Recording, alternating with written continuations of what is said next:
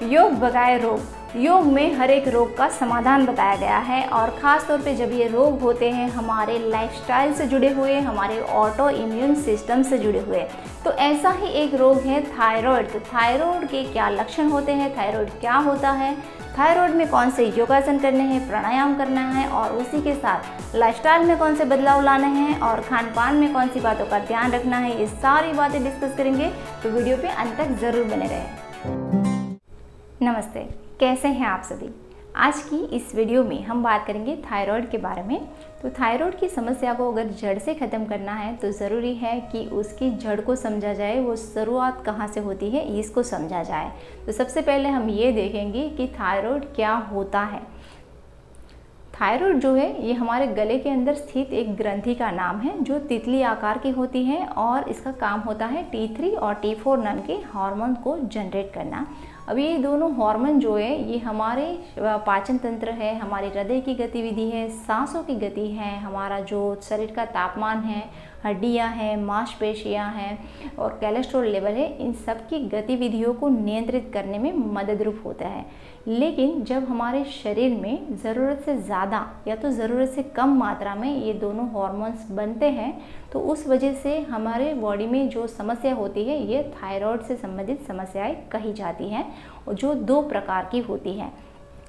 एक होती है हाइपोथायराइडिज्म और दूसरी होती है हाइपरथायराइडिज्म। अब इन दोनों के क्या सिम्टम्स हैं, तो हाइपोथायराइडिज्म में क्या होगा कि आपकी बॉडी की जितनी ज़रूरत है उससे कम मात्रा में T3 और T4 हार्मोन्स बनेंगे और उस वजह से आपकी जितनी भी शारीरिक गतिविधियां हैं ये भी बहुत ही स्लो हो जाती हैं और जिससे आपको बहुत ही ज़्यादा नींद आती है, मेटाबॉलिज्म भी स्लो हो जाता है और वज़न जो है वो बढ़ जाता है और बाल गिरने लगते हैं, बहुत ज़्यादा ठंड लगती है, डिप्रेशन जैसा फील होता है और मांसपेशियों में अकड़न सी फील होती है और उसी के साथ साथ कई बार गले में ना सूजन भी आ जाती है जिसको हम गोइटर के रोग के नाम से भी जानते हैं।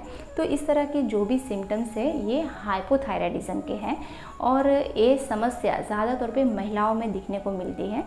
और इसका दूसरा जो प्रकार है जिसे हम हाइपरथायराइडिज्म कहते हैं, तो इसके क्या सिम्टम्स होते हैं कि यहाँ पर आपकी बॉडी में जितनी ज़रूरत है उससे अधिक मात्रा में ये हार्मोन्स सिक्रेट होते हैं और उस वजह से आपकी जितनी भी शारीरिक गतिविधियाँ हैं ये भी फास्ट हो जाते हैं, यानी कि आप हाइपर एक्टिव हो जाते हो और उस वजह से बहुत ज़्यादा आप चिंता, तनाव, घबराहट इन सब में रहते हो, डिप्रेशन में रहते हो और आपको रिलैक्सेशन नहीं मिल पाता है और नींद नहीं आती है, इस तरह की समस्या होती है।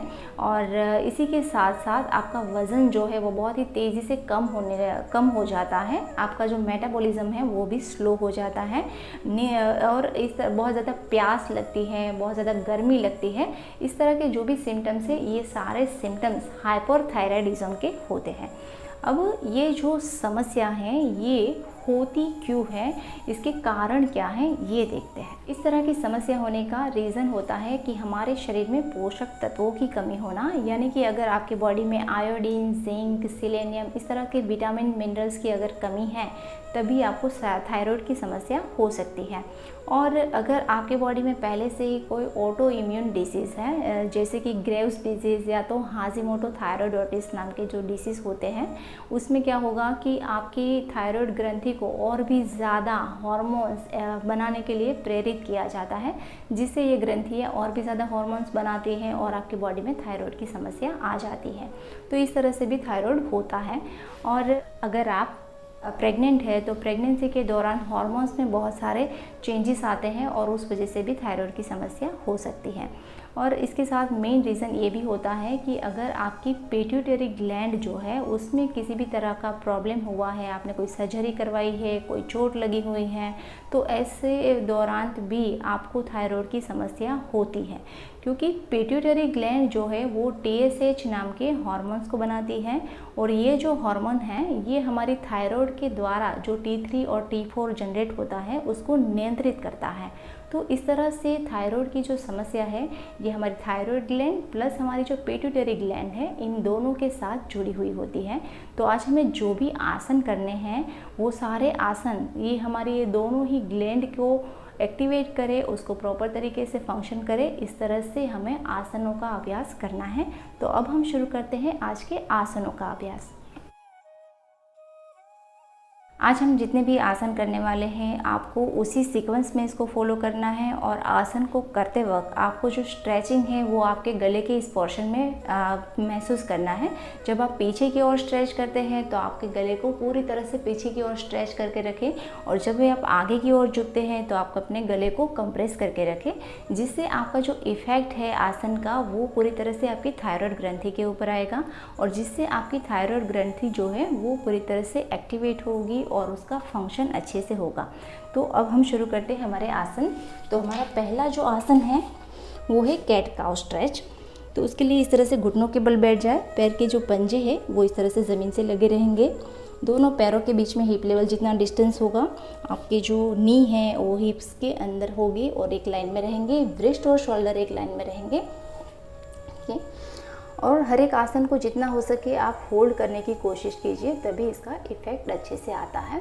तो अब सांस भरेंगे और अपने गले को ऊपर की ओर खींचेंगे और अपनी लोअर बैक को नीचे ज़मीन की ओर प्रेस करेंगे। यहाँ पर 5 सेकंड तक होल्ड करें और सांस छोड़ते हुए चीन को चेस्ट के ऊपर लगाएं और 5 सेकंड तक होल्ड करें। फिर से सांस भरें, अच्छे से स्ट्रेच कीजिए अपने थायराइड ग्रंथि वाले पोर्शन को और सांस को छोड़ते हुए कंप्रेस करें। सांस भरें ऊपर, लोअर बैक को नीचे की ओर प्रेस करें, सांस छोड़ते हुए अपर बैक को ऊपर प्रेस करेंगे, टमी को इनसाइड प्रेस करके रखेंगे। तो इस तरह की जो मूवमेंट है ये आपको कम से कम 8 to 10 टाइम करनी है। अब यहाँ से डायरेक्ट हम करेंगे भुजंगासन, जिसके लिए पहले तो हम ज़मीन के ऊपर पेट के बल लेट जाएंगे। दोनों पैरों के बीच में हिप लेवल जितना डिस्टेंस होगा दोनों हाथों की हथेलियों को कंधों के नीचे रखें और दोनों कोहनियों को छाती से लगा कर रखें और फिर यहाँ से सांस को भरते हुए अपना नेवल तक का बॉडी ऊपर उठाए और अपने गले को पीछे की ओर स्ट्रेच करने की कोशिश करें। यहाँ पर आप नॉर्मल ब्रीथिंग करें या तो सांस को भर के भी रख सकते हैं और अगर आपकी फ्लेक्सिबिलिटी अच्छी है, अगर आप कर सकते हैं तो दोनों हाथों को सीधा करें और भी ज़्यादा बैक बेंडिंग करने की कोशिश करें। तो इस आसन में आप अपनी क्षमता के अनुसार रुकें और इस आसन का 3 बार रिपीटेशन करें। अब यहाँ से हमें करना है अधोमुख स्वानासन, तो जिसके लिए पहले घुटनों के बल आ जाए और फिर धीरे धीरे से अपनी जो दोनों एड़ियाँ है उसको ज़मीन से लगाने की कोशिश करें और फिर अपने सर को ज़मीन की ओर ले जाए और हो सके तो अपने सर को भी ज़मीन के ऊपर लगाए। तो ये जो आसन है इससे आपकी पिट्यूटरी ग्लैंड के ऊपर इफेक्ट आएगा। तो हर एक आसन को आप अपनी क्षमता के अनुसार रोक सकते हैं और उसको 3 बार एटलीस्ट रिपीटेशन ज़रूर करें। अब यहाँ से हमें करना है उष्ट्रासन यानी कि कैमल पोज। तो उसके लिए पहले हम वज्रासन में से बैठ जाएंगे और फिर घुटनों के बल खड़े हो जाएं या दोनों पैरों के बीच में आपके हिप लेवल जितना डिस्टेंस होगा। और जो लोग बिगिनर हैं वो इस तरह से पहले पैर को टोस के ऊपर ले लें, हाथों की हथेलियों को अपनी लोअर बैक के ऊपर रखें और उसको ऐसे पुश करते हुए सांस को भरते हुए अपने आप को पीछे की ओर ले जाए और अपनी थायराइड ग्रंथि को पीछे की ओर स्ट्रेच करने की कोशिश करें। और अगर आप कर सकते हैं, आपकी फ्लेक्सिबिलिटी अच्छी है, तो आप अपने दोनों पैरों के पंजों को इस तरह ज़मीन के ऊपर लगा लें और पैरों की एड़ियों को हाथों से पकड़ लीजिए। यहाँ पर आपका जो बेंडिंग है वो और भी ज़्यादा होता है, तो इसका इफ़ेक्ट जो है वो थायराइड ग्रंथि के ऊपर और भी अच्छे से आता है। यहाँ अपनी क्षमता के अनुसार रुके और फिर सांस को भरते हुए ऊपर आ जाए।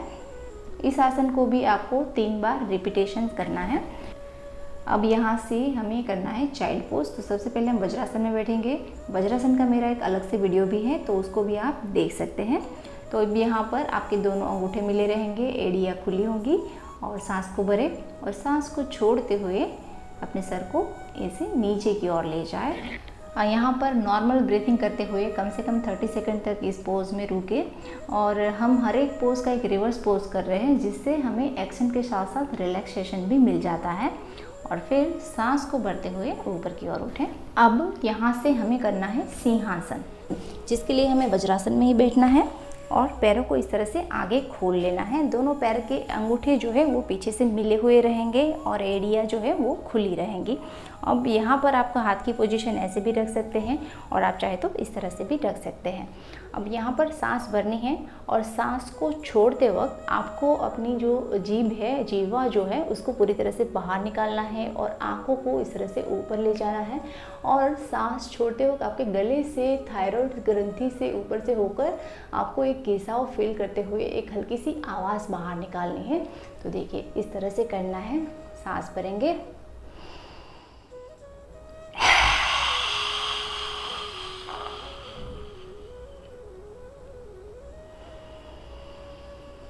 एक बार फिर से करेंगे,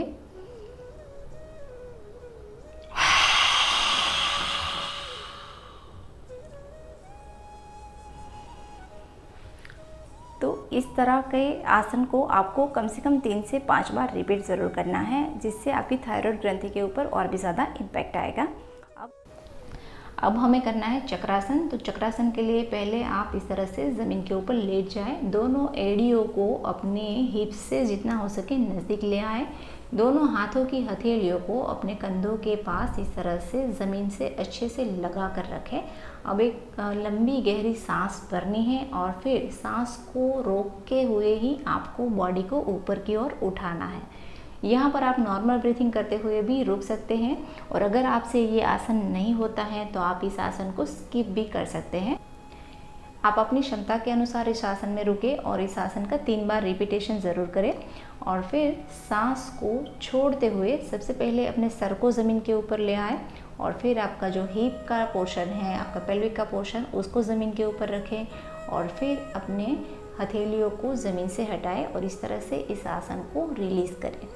अब यहाँ से हमें करना है ब्रिज पोज, जिसके लिए आपके दोनों पैरों के बीच में हिप लेवल जितना डिस्टेंस होगा, आपकी जो एड़ियाँ है वो आपके हिप से नज़दीक होगी। और फिर सांस को भरते हुए अपने पेल्विक के पोर्शन को पूरी तरह से ऊपर की ओर उठाएं और हाथों से इस तरह से आप सपोर्ट कर सकते हैं। और अगर आप हाथों से सपोर्ट नहीं कर पाते हैं तो आपकी हथेलियों को इस तरह से ज़मीन के ऊपर लगाकर भी रख सकते हैं, लेकिन ध्यान रहे आपकी जो चीन है वो आपकी चेस्ट से लगनी चाहिए। और अगर आपसे होता है तो आप दोनों हाथों से अपने कमर को सपोर्ट करते हुए अपने पेल्विक को जितना हो सके ऊपर की ओर ऊपर उठाने की कोशिश करें। और यहाँ पर आप नॉर्मल ब्रीथिंग कर सकते हैं या तो सांस को भर के रोक के भी रख सकते हैं। और फिर सांस को छोड़ते हुए अपने पेल्विक को नीचे रखें और इस आसन को रिलीज़ करें। अब यहाँ से इसका रिवर्स पोज हमें करना है पश्चिमोत्तानासन। तो उसके लिए किसी भी एक साइड पर टर्न होते हम बैठ जाएंगे। दोनों पैरों को आगे की ओर फैला लीजिए, सांस को भरते हुए दोनों हाथों को ऊपर उठाएं और सांस छोड़ते हुए धीरे धीरे से अपने लोअर बैक से नीचे की ओर झुकने की कोशिश करें। दोनों हाथों से अपने पैर के अंगूठों को पकड़ लीजिए, अपने पैर के पंजों को अपनी चेहरे की ओर खींच के रखें और अपना सर जो है वो घुटनों के ऊपर लगाने की कोशिश करें। यहाँ पर आप अपनी क्षमता के अनुसार रोक सकते हैं और 3 बार इस आसन का रिपीटेशन करना है। यहाँ पर आप नॉर्मल ब्रीथिंग भी कर सकते हैं या तो सांस को बाहर की ओर रोक के भी रख सकते हैं। और पश्चिमोत्तानासन के बारे में अगर आप डिटेल में जानना चाहते हैं तो इसका मेरा एक अलग से वीडियो है, वो भी आप देख सकते हैं। और फिर सांस को भरते हुए पहले हाथों को सीधा करेंगे और फिर धीरे धीरे से अपना बॉडी को ऊपर की ओर उठाएंगे और इस आसन को रिलीज़ करेंगे। अब यहाँ से हमें करना है सर्वांगासन। तो पहले तो हम पीठ के बल लेट जाएंगे और फिर सांस को भरते हुए दोनों पैरों को 90 डिग्री ऊपर उठाएंगे पहले और सांस को अंदर की ओर रोक के रखेंगे और धीरे धीरे से अपने पैर को ऊपर की ओर उठाएंगे। अपने हाथों से अपने कमर को सपोर्ट करते जाएंगे। यहाँ पर आपके हाथों के बीच की जो चौड़ाई है वो अपने कंधों के बराबर होनी चाहिए और जैसे जैसे आपका बॉडी ऊपर की ओर सीधा होगा तो आपकी जो चीन है वो चेस्ट से लग जाएगी और इस तरह से आपकी थायराइड ग्रंथि के ऊपर पूरा इम्पैक्ट आएगा।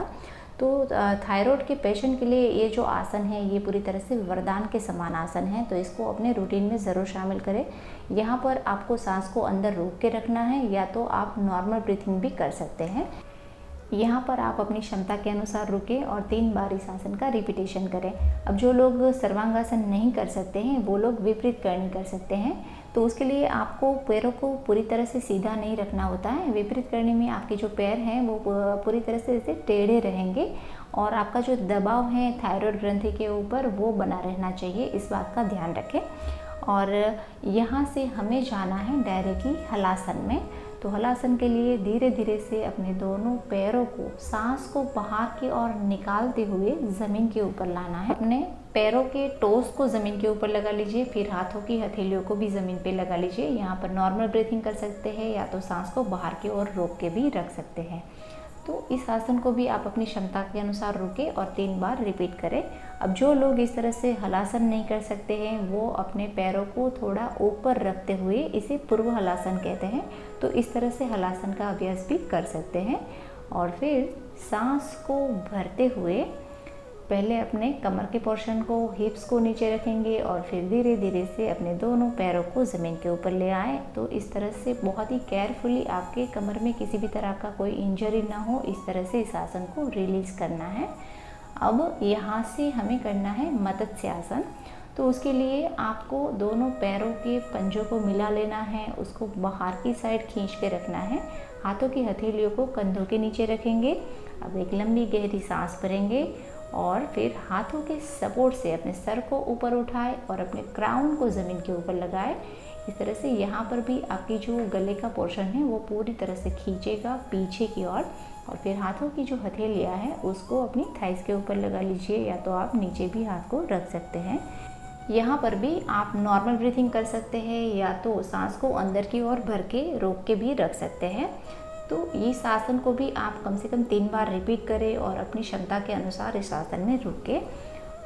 और फिर सांस को भरते हुए अपने हाथों के सपोर्ट से पहले अपने क्राउन को रिलीज़ करें, नॉर्मल करें और फिर अपने हाथों को भी रिलीज़ करें। इस तरह से इस आसन को आपको रिलीज़ करना है।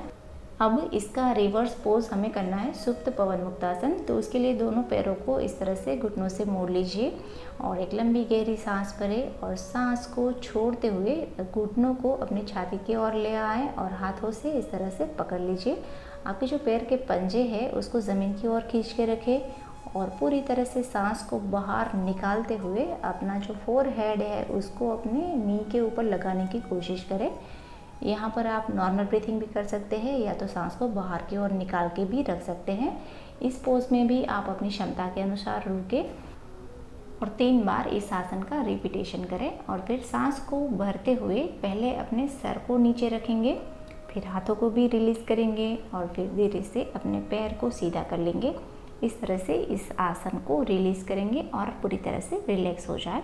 और लास्ट में शवासन का अभ्यास ज़रूर करना है। तो दोनों पैरों को खोल लीजिए, हाथों की हथेलियों को आकाश की ओर कर ले और लंबा गहरा श्वसन करते हुए 1 या 2 मिनट तक शवासन का अभ्यास ज़रूर करें। अब हम एक प्राणायाम करेंगे जिसका नाम है उज्जयी प्राणायाम। तो ये प्राणायाम करते वक्त आपको 2 बात का हमेशा ध्यान रखना है कि सांस लेते और छोड़ते इन दोनों ही समय सिर्फ नसिका छिद्रों का उपयोग करना है, मुंह को पूरी तरह से बंद रखना है। दूसरा, जब आप सांस लेते हैं अंदर की ओर, तब ये सांस आपके गले से घिसती हुई आपके अंदर जानी चाहिए और जब बाहर निकालते हैं तब भी ये गले से घिसती हुई आपके नसिका छिद्रों से बाहर आनी चाहिए। और इन दोनों ही समय आपके गले से जैसे घिसाव होगा तो एक हल्की सी आवाज़ आएगी और ये आवाज़ बहुत ही हल्की होनी चाहिए, ज़्यादा नहीं होनी चाहिए, आपके आसपास में किसी को भी सुनाई नहीं देगी। ये आवाज़ सिर्फ आपको महसूस होगी, इस तरह की होती है। तो अभी इसका हम प्रैक्टिकल अभ्यास करेंगे। तो ये जो प्राणायाम है इसमें आप जब सांस भरते हैं उसके बाद कुछ समय तक रोक के भी रख सकते हैं, लेकिन जिन लोगों को हार्ट के रिलेटेड कोई समस्या है, सांस से संबंधित कोई समस्या है, यानी कि अस्थमा है या हार्ट अटैक की प्रॉब्लम है, तो वो लोग सांस को रोक के ना रखें, वो सिर्फ यहाँ पर इस ब्रीथिंग को करें कि सांस को फिल करते हुए अंदर की ओर ले और सांस को फिल करते हुए बाहर की ओर निकालें। लेकिन यहाँ पर हम कुछ देर तक होल्ड करेंगे, कम से कम 4-5 सेकेंड होल्ड करेंगे। तो सबसे पहले अपनी कंफर्टेबल पोजीशन में बैठ जाए। इवन इस प्राणायाम को आप लेटकर भी कर सकते हैं। तो इस तरह से हम पोजीशन ले लेंगे और उसके बाद अपना चेस्ट ओपन कर ले, शोल्डर को ओपन कर ले, चेहरे को सीधा रखेंगे। अब एक नॉर्मल ब्रीथिंग लेंगे अब अपना पूरा जो ध्यान है उसको अपनी थायराइड ग्रंथि अपने गले के ऊपर ले जाएं। अब फील करते हुए नासिका से सांस भरेंगे।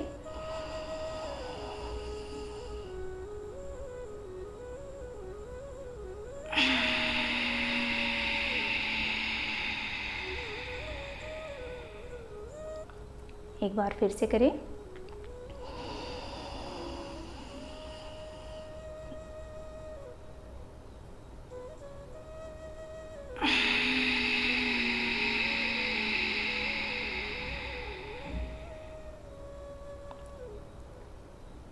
और फिर रिलैक्स हो जाए। तो इस तरह की ब्रीथिंग यहाँ पर मैंने आपको 2 बार करके दिखाए। आपको इसको 5 से 10 ब्रीथिंग तक इसका अभ्यास कर सकते हैं। अब इस ब्रीथिंग के साथ आप एक बंद भी लगा सकते हैं जिसका नाम है जालंधर बंद। तो ये कैसे लगाना है, तो यहाँ पर आपको सांस ठीक उसी तरह से लेनी है जैसे गले से फील करते हुए आप अंदर की ओर लेंगे और गले से फील करते हुए बाहर निकालेंगे। लेकिन जब आप सांस ले लें उसके बाद आपको अपनी जो चीन है उसको आपकी चेस्ट के ऊपर लगा देनी है। फिर अपने कंधों को भी थोड़ा ऊपर उठा लेना है जिससे आपकी थायराइड ग्रंथि के ऊपर जो प्रेशर होता है वो और भी ज़्यादा हो जाएगा, जिससे आपकी ये ग्रंथि जो है वो पूरी तरह से एक्टिवेट होगी और प्रॉपर तरीके से फंक्शन करेगी। तो यहाँ पर इस बात का हमेशा ध्यान रखें कि जब आप बंद को छोड़ते हैं तो सबसे पहले आपको अपने कंधों को रिलैक्स करना है, आपकी चीन को या अपनी चेस्ट से दूर करना है। जब आप नॉर्मल हो जाए उसके बाद ही आपको सांस बाहर की ओर निकालनी है। अब मैं इसको आपका प्रैक्टिकल कैसे करना है ये दिखाती हूँ। तो चलिए, पहले हम सांस भरेंगे, उज्जय ब्रीथिंग, उज्जय की तरह हम सांस भरेंगे। तो नोस्ट्रिल से सांस ले, गले से फील करते हुए अपने अंदर भरे।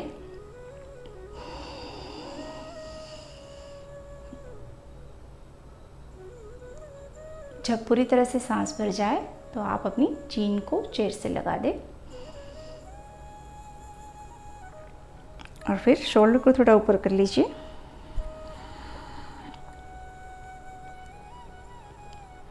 यहाँ पर कुछ देर तक रुके। आप अपनी क्षमता के अनुसार रुक सकते हैं और फिर कंधों को पहले रिलैक्स करें, अपनी चीन को ऊपर करें और उसके बाद आपको सांस बाहर की ओर निकालनी है।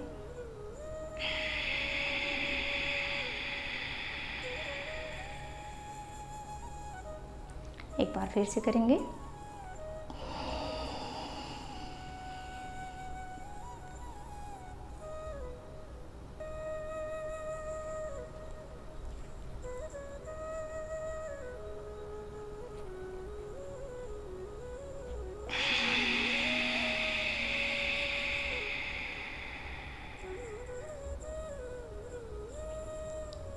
और फिर रिलैक्स हो जाए। तो इस तरह की ब्रीथिंग भी आप 5 से 10 बार कर सकते हैं और फिर जैसे जैसे आपकी प्रैक्टिस बढ़ जाती है तो आप 5 से 10 मिनट भी इसका अभ्यास कर सकते हैं। ये हमारी थायराइड ग्रंथि के ऊपर बहुत ही अच्छा इम्पैक्ट देती है। अब आपको अपनी लाइफस्टाइल में कौन से बदलाव लाने हैं ये देखेंगे। तो आपको नींद जो है वो कम से कम 7 से 8 घंटे की लेनी है। आपका सोने का और उठने का समय फिक्स होना चाहिए। आपका जो भी रूटीन है उसमें कम से कम आधा या 1 घंटा योग और प्राणायाम को ज़रूर शामिल करें और हर रोज़ नियमित रूप से 5 या 10 मिनट मेडिटेशन के लिए ज़रूर निकालें, क्योंकि जब आप मेडिटेशन करते हैं तो आपका स्ट्रेस जो होता है वो दूर हो जाता है और मोस्टली जितने भी हार्मोनल इम्बैलेंस वाले डिसीज़ होते हैं ये हमारे स्ट्रेस से इफ़ेक्टेड होते हैं। तो मेडिटेशन के लिए आप किसी भी एक कमरे में बैठकर आंखों को बंद करके सिर्फ अपनी ब्रीथिंग के ऊपर ध्यान कर सकते हैं, या तो किसी शांत जगह पर नेचर में बैठकर इस तरह से मेडिटेशन कर सकते हैं। और अगर आपको पसंद है तो कोई म्यूज़िक सुनते हुए भी आप मेडिटेशन कर सकते हैं। अब खाने में क्या खाना है क्या नहीं खाना है ये देखेंगे। डाइट में आप आयोडीन रिच्ड फूड ले सकते हैं जिसमें आयोडाइज नमक है। आप सी फूड ले सकते हैं, अंडे ले सकते हैं। प्रोबायोटिक फूड में आप दही ले सकते हैं, अचार ले सकते हैं। और अपने डाइट में आप राजमा है इस तरह के बीन्स को भी ले सकते हैं। वॉलनट जैसे नट्स को भी आप शामिल कर सकते हैं। और फाइबर के लिए आप होल ग्रेन ले सकते हैं, फ्रूट्स है, वेजिटेबल्स है ये भी ले सकते हैं। और ओमेगा 3 रिच फूड आपको लेना चाहिए जिसके लिए आप फ्लैक्सीड है, चिया सीड है, सनफ्लावर सीड है ये सब भी ले सकते हैं। ऑयल में आपको कोकोनट ऑयल का या तो ऑलिव ऑयल का इस्तेमाल करना है, ये आपके डाइट के लिए अच्छा रहता है।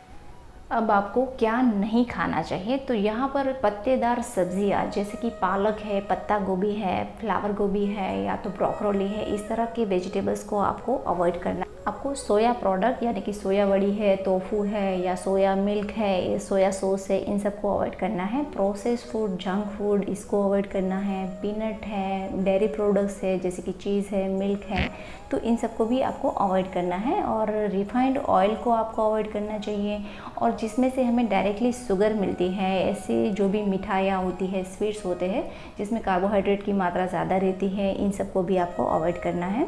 जैसे कि ब्रेड हो गया, केक हो गया, चॉकलेट हो गया, इन सब में डायरेक्टली हमें शुगर मिलता है, तो इन सबको आपको अवॉइड करना है।